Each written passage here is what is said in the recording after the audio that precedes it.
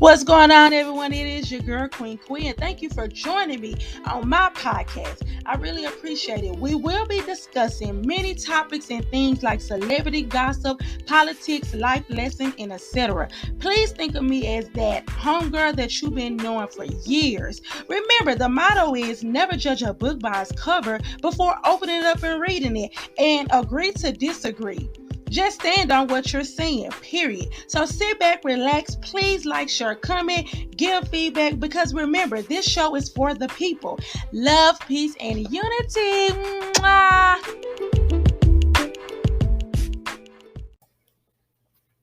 What's going on, everyone? It is your girl, Queen, and this is Hot Topics. Let's jump right on into it. So, Jesse from Empire, he was found guilty, you guys. I know this is probably old news. I'm so sorry. I'm catching up with a lot of things.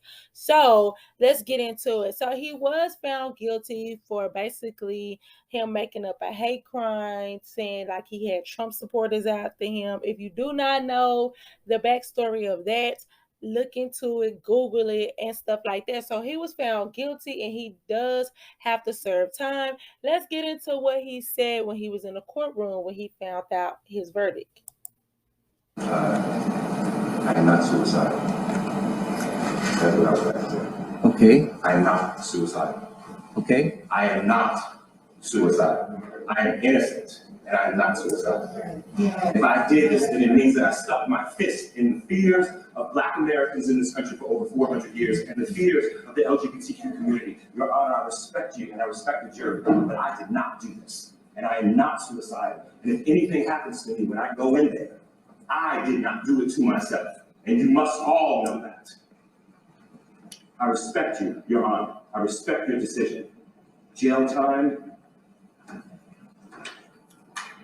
I am not suicidal. Okay, so that's what he was basically letting people know after he found out the verdict about him not. He was just wanting to let everybody know that he was not suicidal, and I think the reason why he was saying that most likely was because that he know a lot of, especially African American people, once they get locked up, mysteriously, something happens to them. They say that they're suicidal. They say that something happened with another inmate, or it just could be any little minor things that has always been like a conspiracy theory. So what do you guys think about that? Because me personally, they was trying to see should he get time for basically that story. And a lot of people feel like, hey, it wasn't a bigger deal. White people, no shade, no tea. White people have gotten off with way more, far as like they have done way more and worser things versus them just making up a hate crime. In my opinion, I really do think that it did set us back for as like Black people. And then at the time that he did it, it was definitely not a good time to pull any type of stunts. And then the stuff do not need to be, for the information not to be true.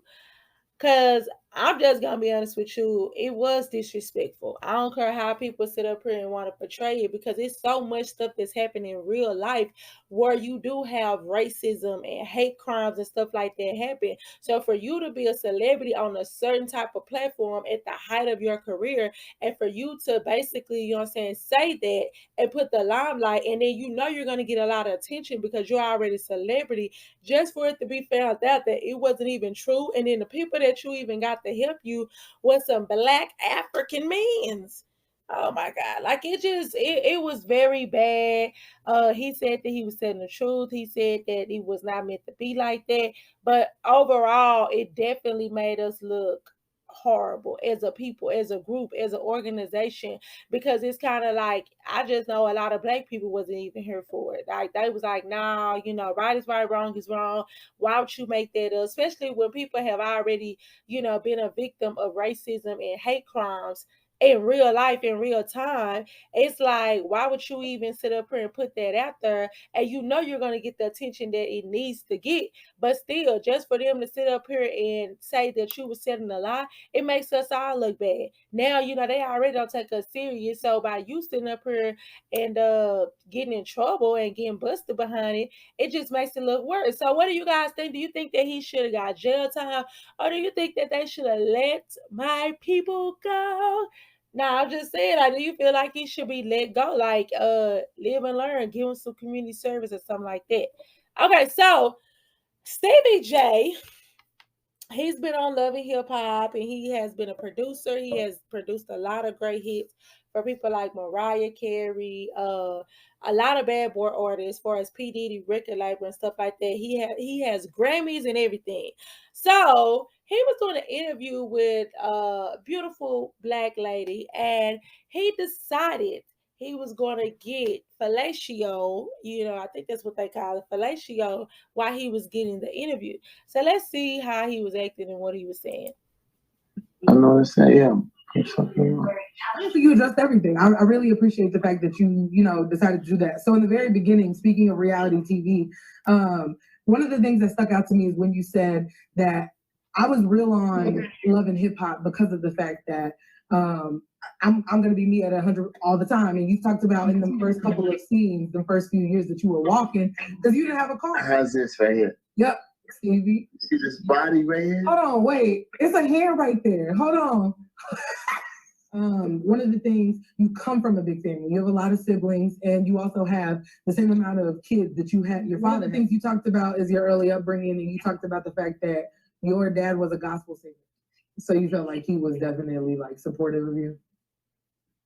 Yeah, absolutely. From under Diddy's camp, under Bad Boy, like recently in the media talking about how they felt like they got the short end of the stick. And you said, yeah, but that's their problem. I know it's that, yeah. Okay, so if that was kind of, blurry or whatever to you guys, basically before the interview even started, they was doing like a virtual interview, so they was definitely like on a Zoom call or whatever, but you could see his face. At first he was in the bed, he was like in the bed with his shirt off. Okay. And a lot of people have already been talking about how celebrities since quarantine and stuff like that, and they did have to make a way to do interviews and promote. So therefore they'll do it in the comfort of their own house or, their cars and stuff like that. And a lot of people was saying like how these celebrities had slack off. Like, of course, if you finna go to a radio station or you finna do an interview on TV, you fix yourself up. And some of these people just coming with sweatshirts, big old glasses, like you just rolled out of bed. You didn't take no consideration. So CBJ is in the bed. He is literally in the bed with his shirt off. And then before the interview even starts, he's sitting over here. He feels the need to tell, if you can hear it in the clip, he actually told the girl, like, hey, can you basically give me that head, give me some head. And a lot of people was upset because they were saying like how it was definitely disrespectful for to the interview woman. Like, you would not go, and I do think that, because first of all, she was a black lady, and then I do not think that you would go on anybody else's platform or a white or a all white platform or anything like that. You wouldn't even turn your behind on TMZ gossip show and sit up there and have the audacity to have somebody perform fellatio on you while you're giving an interview. And then the sad thing about it is that the girl was actually asking good interview questions. Like, she was actually getting into it and being like, hey, what is the background of you trying to start music? Just taking him serious, because he has literally been a joke behind all the drama and the chaos he has done all on TV shows. So for a person to actually do research on you and want to show a different light of you, the common courtesy was to at least sit up here and wait till after the interview. For you to be on a call that for a fact she is recording for her podcast or her YouTube or whatever, or her show, and then for you to sit up here and question and tell a lady to come over there and perform or sex on you, it's totally disrespectful. So I think that what do you guys think about it? Do you feel like, hey, no case, no face is not a big deal? Or do you feel like that, yes, he definitely took it too far when it came down to it? Okay, so I'm sorry. Florida Burger King employee shoots customer who threw mayo at her during an argument in a drive-thru. So basically, it was an altercation with a lady and a customer. They got into it, and then next thing you know, she shot I guess she went into her car and she shot the person that was going through the drive-thru. Like that, basically, she got an altercation with. Let's see. It says she was arrested Thursday and charged with discharging a firearm in public after the incident at the Miami Garden fast food joint. Police said Hicks opened fire on a man after an argument at the drive-thru window. A relative of Hicks told NBC6 that the customer she shot had squirted or thrown mayonnaise in her face. The customer drove off and parked in the Burger King lot, according to a witness. Hicks then allegedly went to her car, grabbed her gun, and squeezed off 5 shots at the person's vehicle as they drove away. According to an arrest report obtained by the outlet, she got into her car and fled the scene, but was arrested after cops spotted her vehicle about a mile from her home. She reported. Oh, wow. So this is what I'm just trying. The reason why I'm bringing this is to light is because I want people to know that be mindful of the stuff and the things that you do. These people ain't out here playing no more. These ain't just no rinky dinky people that don't care, that just feel like, hey, it is what it is. You work at a fast food restaurant, it's no respect. No, you treat the janitor with the same respect you would treat the CEO. Please be mindful of that. Like you don't know what a person go through. And I was just telling somebody that today, I was just like, hey, we need to get in the habit of being there and being consistent when it comes down to people's feelings and stuff like that. Because you don't know, you could be the person that either trigger a person in the wrong way, and then you be thinking like, oh, it's not that big of a deal, it's not that deep and stuff like that. But then you don't know what they're going through. You know what I'm saying? So not trying to be funny, him squirting mayonnaise on her face is just as equal as him sitting over here spitting in her face, and she ready to die behind it. You see what I'm saying? Like she like, hey, I'm finna go to my car, and you finna be, I'm ready to do time. So you don't know what that lady mindset was at way before you got into that altercation. So be mindful of that next time you're out in public and you're getting into an altercation. Just ask yourself, is it worth it? You see what I'm saying? Like, is it worth it? Even with the worker, I just wish she would have probably even thought about it like, hey, I'm not even finna argue with you. I'm finna go ahead and dismiss you and let someone else take you before I go there. Because I'm not even gonna lie, I just was in drive-thru 2 weeks ago at KFC, and I promise you, I was in the drive-thru. It was almost my time to come up, and then next thing you know, the dude got upset with the lady in the drive-thru. So he was just like, no, I didn't tell you that. What this? And she was just like, yes, you did. Here go your receipt. So then next thing you know, she just went ahead and slammed the window thing, because I guess she like, I ain't gonna go back and forth. He did throws the cup like at the window. So she opens up the door and then she throws something at him. And so then, now all of a sudden, like they're having literally a food fight in the middle of the thing. I was nervous because I was just like, wow, you know what I'm saying? Like, you don't know what might can trigger a person, because granted, even though the window wasn't open when he threw that drink, I was not expecting that lady to sit up here and open up that thing and start throwing out stuff out of the chicken shack. I was like, oh, no, she ain't the one to be playing with, not today, period. So, yeah, be mindful next time. That goes for any workplace. Please don't look at people and feel like, oh, yeah, and some people are like, well, yeah, you don't even make that much money. Yeah, if you don't want to be here, first of all, that's even worse, because if you already know they don't make enough money, and then you wanna come up there and they got bills and everything, and you feel like you finna disrespect them and stuff like that, and they like, I don't even get paid enough. Yeah, it's gonna be smoke. So what do you guys think? Do you think that she was justified, or do you feel like no, she does definitely need to do some type of time because that was unprofessional? So it was a clip that Steve Harvey talked about, and I really want to get into it. Let's listen to it. My accountant died, and a girl that worked for him called my lawyer and said, we have a problem.